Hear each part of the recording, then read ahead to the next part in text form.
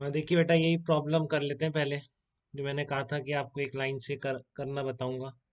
या आपने M1 को V0 से प्रोजेक्ट कर दिया है। ठीक है, तो आपको वही maximum compression of the spring बताना है। ठीक है, तो इसको हम COM फ्रेम से करते हैं। एक बार आपको उससे तो करना आता है कि मैक्सिमम कंप्रेशन पे दोनों की वेलोसिटीज क्या हो जाएगी, सेम हो जाएगी। यही थी अपनी बात मैक्सिमम कंप्रेशन की। तो आपने लास्ट मेथड कैसे किया था, आपने लीनियर मोमेंटम कंजर्वेशन लगाया, फिर एनर्जी कंजर्वेशन लगाया। ठीक है, तो आज के बाद आप वैसे ना करें, इसको एक लाइन में करना सीख लीजिए। ठीक है, बहुत कॉमन प्रॉब्लम्स है। तो centre of mass frame method से आप कैसे करेंगे, at maximum compression both block move together. तो अब मैं जो सेंटर ऑफ मास फ्रेम से ही ये एनर्जी इक्वेशन लगा रहा हूँ, कहीं से भी लग सकती है ना बेटा, काइनेटिक एनर्जी थ्योरम या एक्सटेंडेड एनर्जी की इक्वेशन किसी भी फ्रेम से लग सकती। तो मैं COM फ्रेम से लगा रहा हूँ। अब COM क्या है आपके, इसने आपने इस M1 को V0 से प्रोजेक्ट किया था, यही था आपका। ये M1 था, ये आपने इस M1 को V0 से प्रोजेक्ट किया था। तो सेंटर ऑफ मास की वेलोसिटी हमेशा कांस्टेंट रहेगी इसमें, क्योंकि एक्सटर्नल फोर्स नहीं है सिस्टम पर। ठीक है ना, एक्सटर्नल फोर्स तो है नहीं सिस्टम पर, तो इसमें सेंटर ऑफ मास की वेलोसिटी हमेशा कांस्टेंट रहेगी। तो आप सेंटर ऑफ मास के रिस्पेक्ट में लगा रहे हैं एनर्जी इक्वेशन, तो कोई सुडो फोर्स नहीं आएगा, क्योंकि centre of mass inertial frame है स्टिल। तो कोई एक्सटर्नल फोर्स और कुछ है नहीं, तो एक्सटर्नल का वर्क डन जीरो आएगा। इंटरनल नॉन कंजर्वेटिव कोई फ्रिक्शन विक्शन है नहीं। तो इसका मतलब E initial equal to E final किस में रहेगा, COM फ्रेम में भी वैलिड रहेगा। बट अब आप काइनेटिक एनर्जी और पोटेंशियल एनर्जी दोनों ब्लॉक्स प्लस स्प्रिंग की सेंटर ऑफ मास फ्रेम में लिखने जा रहे हैं बेटा। तो पहले क्या आएगी, आप जैसे काइनेटिक एनर्जी तो आपको पता है, इसमें सेंटर ऑफ मास फ्रेम में स्प्रिंग मासलेस है, तो टू पार्टिकल सिस्टम है। आपने निकाला लास्ट लेक्चर में कि kinetic energy centre of mass frame में कितनी हो जाएगी, half mu we relative square. तो बहुत आसान हो गया बेटा, देखो फाइनली तो आपको पता है दोनों की वेलोसिटी सेम हो जानी है। तो वी रिलेटिव जीरो हो जाएगा। तो half mu we relative square क्या हो जाएगा, जीरो हो जाएगा। तो सेंटर ऑफ मास फ्रेम में फाइनल काइनेटिक एनर्जी तो जीरो होनी है। ठीक है, इनिशियल कितनी है, आपने V0 से प्रोजेक्ट किया, इसकी जीरो है। तो जस्ट प्रोजेक्शन के बाद रिलेटिव वेलोसिटी V0 ही तो है इनकी। तो इनकी जो काइनेटिक एनर्जी होगी with respect to centre of mass frame कितनी हो जाएगी, हाफ म्यू V0 स्क्वायर। ठीक है। अब बची पोटेंशियल एनर्जी, तो पोटेंशियल एनर्जी होगी किसी भी फ्रेम में इस सिस्टम की, कि इनका जो रिलेटिव डिस्प्लेसमेंट है वो कितना है उस फ्रेम में।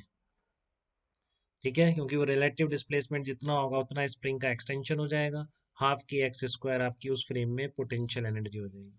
अब मैं आपको कह रहा हूँ कि क्योंकि आपका जो एक्सटेंशन है रिलेटिव डिस्प्लेसमेंट पे डिपेंड कर रहा है, तो रिलेटिव डिस्प्लेसमेंट तो किसी भी फ्रेम में सेम होगा बेटा। ये बात वैसे भी ध्यान रखें आप, इम्पोर्टेंट कंसेप्ट है ये। इन दोनों का रिलेटिव डिस्प्लेसमेंट इसका इसके रिस्पेक्ट में तो किसी भी फ्रेम से देखो आप। क्योंकि आप ग्राउंड से रिलेटिव डिस्प्लेसमेंट क्या लिखते हो, x2 with respect to ground minus x1 with respect to ground. तो देखो, मैं किसी जनरल फ्रेम से, मान लो किसी फ्रेम ए से लिख रहे हैं रिलेटिव डिस्प्लेसमेंट इन फ्रेम है, तो क्या लोगे, one with respect to A minus two with respect to A ले लोगे, और क्या करोगे। ठीक है ना, वन का टू के रिस्पेक्ट में, किसके ग्राउंड फ्रेम में तो पता है आपको, one with respect to ground minus two with respect to. तो किसी फ्रेम ए में ऐसे लिखोगे। अब इसकी आप one with respect to A क्या लिखोगे, one with respect to ground minus A with respect to ground. Two क्या लिखोगे, two with respect to ground minus A with respect to ground. तो कट जाएगा ना बेटा हमेशा ही।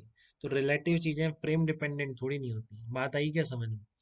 आप सोचोगे ए की बी के रिस्पेक्ट में वेलोसिटी, किसी भी फ्रेम से देखो, ए तो बी को देख रहा है ना, तो उसमें तो और कोई आना ही नहीं चाहिए वैसे। ठीक है ना। इनका रिलेटिव डिस्प्लेसमेंट एक्सटेंशन है, तो रिलेटिव डिस्प्लेसमेंट किसी और फ्रेम से क्या डिपेंड करेगा। तो वो मैंने यहाँ पे एक बार रफली प्रूव भी कर दिया आपके लिए। ये A with respect to ground हमेशा कट जाएगा, तो रिलेटिव चीजें फ्रेम पे डिपेंड नहीं करती। एक की बी के रिस्पेक्ट में वेलोसिटी किसी भी फ्रेम से वही, क्योंकि वो तो बी देख रहा है ना, एक को बाकी का तो कोई लेना देना ही नहीं है। ठीक है, तो रिलेटिव चीजें फ्रेम डिपेंडेंट नहीं होती हैं, तो इसलिए मैं कहूंगा कि पोटेंशियल एनर्जी इनिशियल कोई एक्सटेंशन नहीं था, जीरो था। जब खिंच गया मैक्सिमम, ठीक है, तो उस पर पोटेंशियल एनर्जी COM फ्रेम में भी कितनी हो जाएगी, हाफ की एक्स मैक्स स्क्वायर, क्योंकि इसमें जो एक्सटेंशन है वो रिलेटिव डिस्प्लेसमेंट पे डिपेंड कर रहा है, और वो फ्रेम पे डिपेंडेंट होता नहीं। तो इसलिए इसमें जो पोटेंशियल एनर्जी होगी इस टू ब्लॉक सिस्टम की, वो भी फ्रेम पे डिपेंड नहीं कर रही। इतनी आ गई, हाफ के एक्स मैक्स स्क्वायर आ गई। तो एक्स मैक्स कितना आ जाएगा, अंडर रूट म्यू बाई के V0 आ जाएगा। तो म्यू की जगह मैंने क्या रख दिया, M1 M2 upon M1 + M2 रख दिया। एक लाइन में है बेटा बस, half mu we relative square equal to half के एक्स मैक्स स्क्वायर। ठीक है ना। अभी तो मैंने इसको ही प्रोजेक्ट किया था वी नॉट से, इसको भी दे दे V naught to V naught, फिर बोलेगी बताओ मैक्सिमम एक्सटेंशन, तो अब तो आप डायरेक्ट लगाओगे half mu we relative square equal to half के x max square. COM frame में बेसिकली एनर्जी कंजर्वेशन लगा रहे हैं, कैसे लगा रहे हैं वो आपको बता दिया मैंने साइड में ही लिख रखा है extension x same in any frame. तो मैंने यहाँ पे थोड़ा सा प्रूफ भी कर दिया आपके लिए हमेशा के लिए, कि रिलेटिव चीज़ें फ्रेम डिपेंडेंट नहीं होती। यहाँ पर जो पोटेंशियल एनर्जी है वो रिलेटिव डिस्प्लेसमेंट पे डिपेंड है, इसलिए किसी भी फ्रेम से वो सेम हो जा रही है।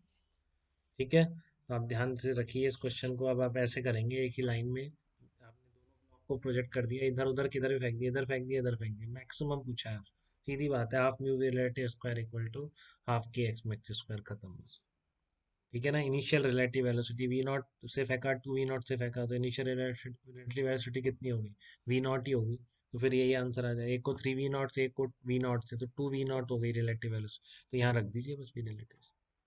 ठीक है, तो अभी ये प्रॉब्लम आप इस तरीके से करेंगे, इसकी बजाय कि आप दो इक्वेशन बना के सॉल्व करें। ठीक है बेटा।